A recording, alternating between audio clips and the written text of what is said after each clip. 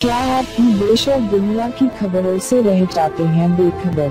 तो सब्सक्राइब कर लीजिए हमारे HT न्यूज चैनल को और बेल आइकॉन को दबाना मत भूलिएगा। उत्तर प्रदेश की दो प्रमुख सीटों गोरखपुर और फूलपुर के उपचुनाव के नतीजे आ गए।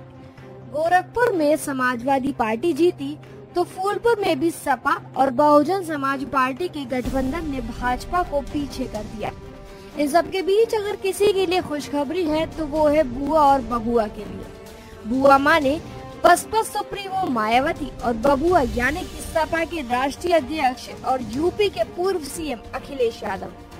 बसपा और सपा के गठबंधन ने गोरखपुर और फूलपुर में भाजपा के कमल को मुरझाने पर मजबूर कर दिया। फूलपुर में सपा के नागेंद्र पटेल ने भाजपा के कौशलेंद्र सिंह पटेल को हराया। फूलपुर संसदीय क्षेत्र में साल 2014 के लोकसभा चुनाव के दौरान भाजपा को 5,03,564 वोट मिले थे। वहीं विपक्ष यानी कि सपा, बसपा और कांग्रेस को 4,17,093 वोट मिले थे। हालांकि उपचुनाव के परिणाम को देखते हुए बसपा और सपा का गठबंधन फेल नहीं हुआ है। अब ये गठबंधन हुआ था तो भाजपा की ओर से लगातार ये कहा जा रहा था कि ये बेमेल जोड़ी है।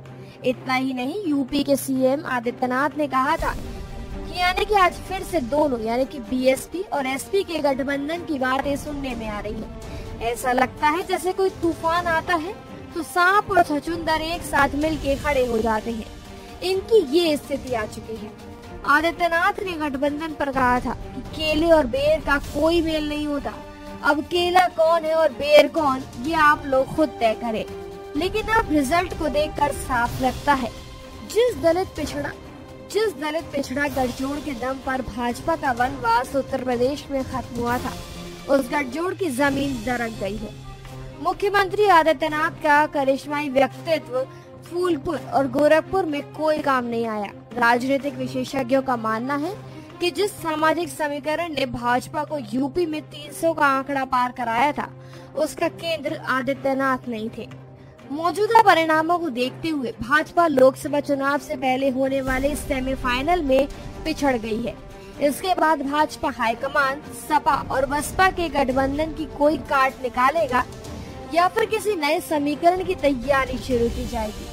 हालांकि एक सवाल तो ये भी है कि जिस तरह से ये उपचुनाव बसपा और सपा ने साथ लड़ा है कि क्या वो इसे 2019 में भी जारी रखेंगे।